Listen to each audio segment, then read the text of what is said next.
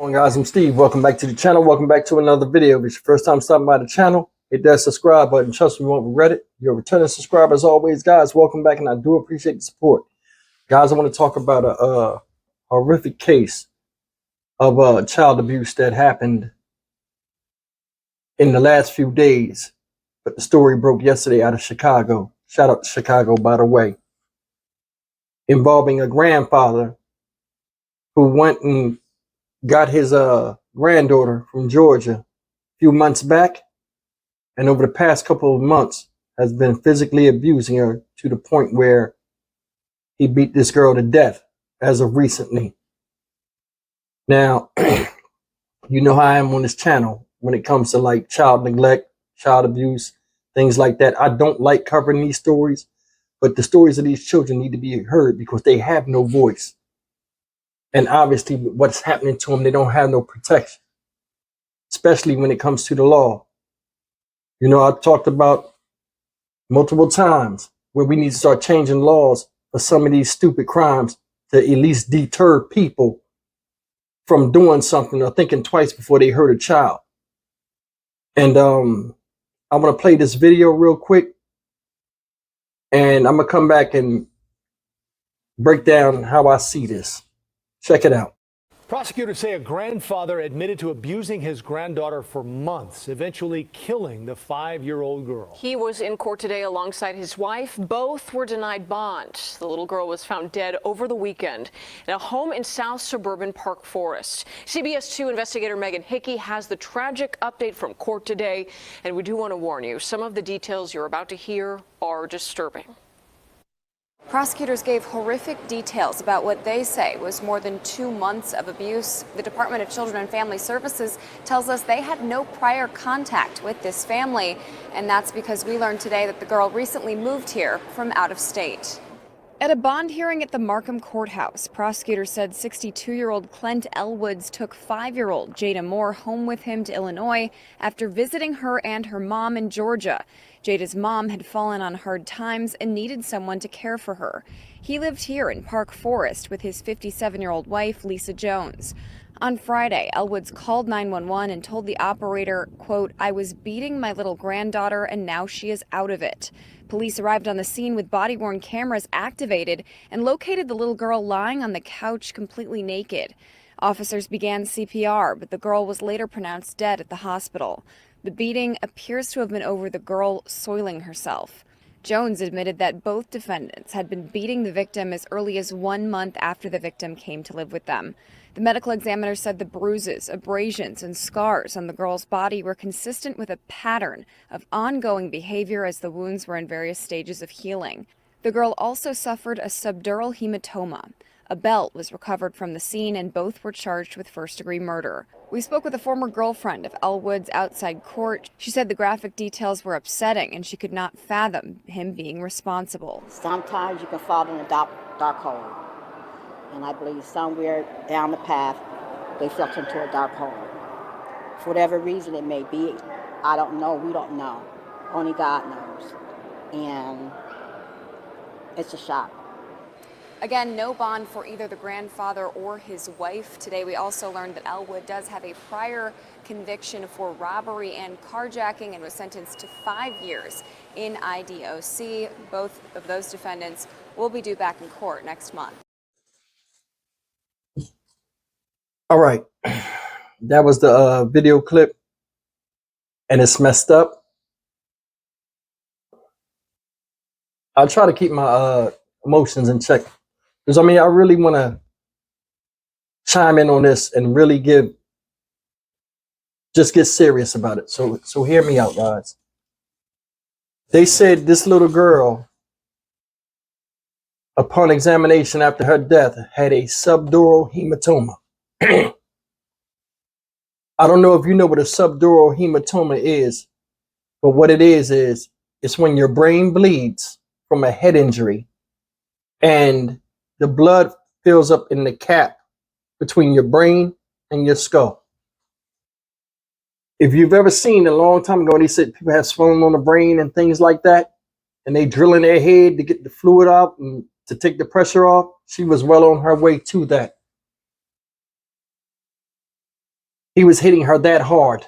A 5-year-old child weighing what, 50, 60 pounds at the most, if she was eating good.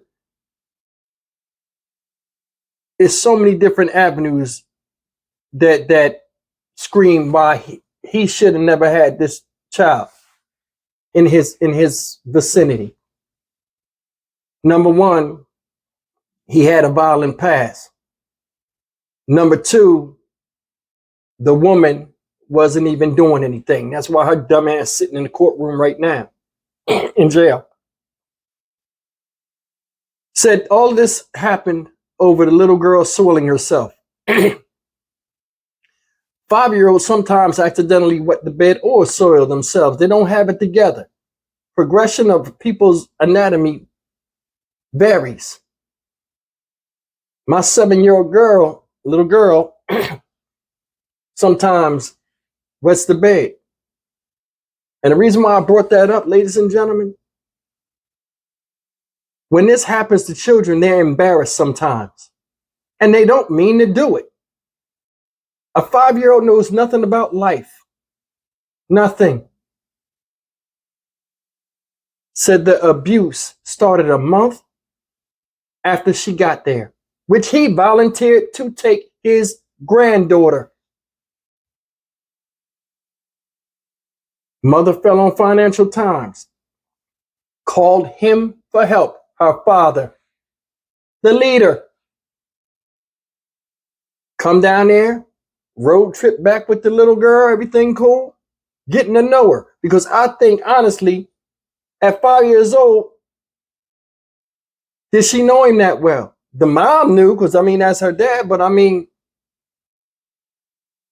little girl, taken out of her natural surroundings, away from her mother, who she was born and raised with for the first 5 years, and then going into a new environment, accidents happen. All of this soiling herself might have been from bouts of depression or just a change of scenery.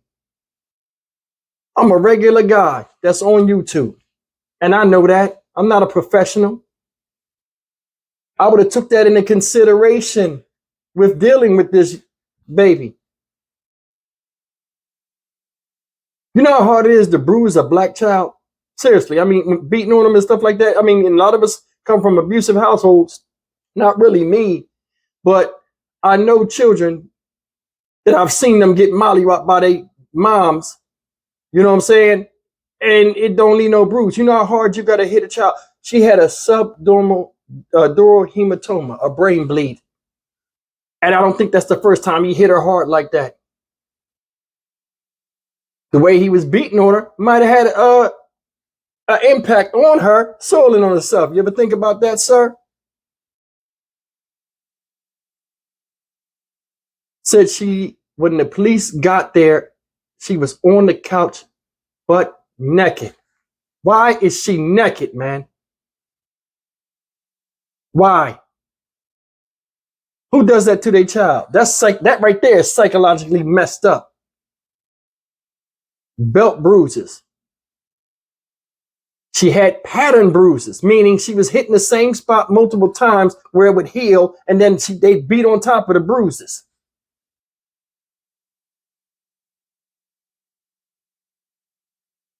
This man is 62 years old, Clint at Elwoods, 62 years old. True, you was living your life, and if having this little 5-year-old baby, your granddaughter, impacted your life that much in a negative way, the way you couldn't live it the way you usually live it, and she's getting on your nerves like that, you should have sent her back and let her mom deal with the hard times with the child. See, sometimes, ladies and gentlemen, we got to struggle before we reach any type of paradise. Now, I'm not saying she did the wrong thing by asking her grandfather for help, because nobody foreseen this coming. But you got to put yourself in her position too. She asked this man for help, and he happily volunteered bringing that baby into his house. How do you think the mom feels now, knowing that she made the wrong decision while trying to get her life straight? She's thinking her baby's safe, only to get that phone call. That's a horrific It's horrific to even think about that. It is. It's like we don't give a damn about nothing. This guy got a prior record, carjacking and robbery. The reason why I'm bringing it up, because people, I got a prior record, but I learned from my lesson. And maybe he did too, but somewhere, parenting class, he messed up. Because I'm thinking, honestly, he might not have raised his daughter. He might have been in and out of her life. But he might have felt guilty, like, hey, this is a second chance for me. It sounded like a good idea at the time. I can, I wasn't there for her. Let me be there for the granddaughter. But when he got there, his plan dropped out of focus because he's back in his element and being who he really is. This is a heartbreaking story to me. And there's a lot of these going on. It'll be one tomorrow. It'll be one an hour after I do this video. It's one going on right now. Somebody's getting the hell beat out of them and can't stop it. She's in a strange place, can't call for help. She's at the mercy of these people. She go where they go. They tell her to go in the room, she go in the room. She's in their house. She don't know nobody. The surroundings are different. There's such thing as an adjustment period when a new child comes into a home. If you made her welcome, maybe she'd still be alive and y'all would still be out. We don't take care of each other. We don't. It's like somewhere down the line, we have lost track of compassion for one another. And this is proof. You just destroyed part of your legacy that you created. Your second chance at doing the right thing, and you fucked it up again. I'm Stock Market Steve for the Dynamic Reason channel. As always, like, comment, share, and subscribe. I'll see you in the next video. May this little lady rest in peace.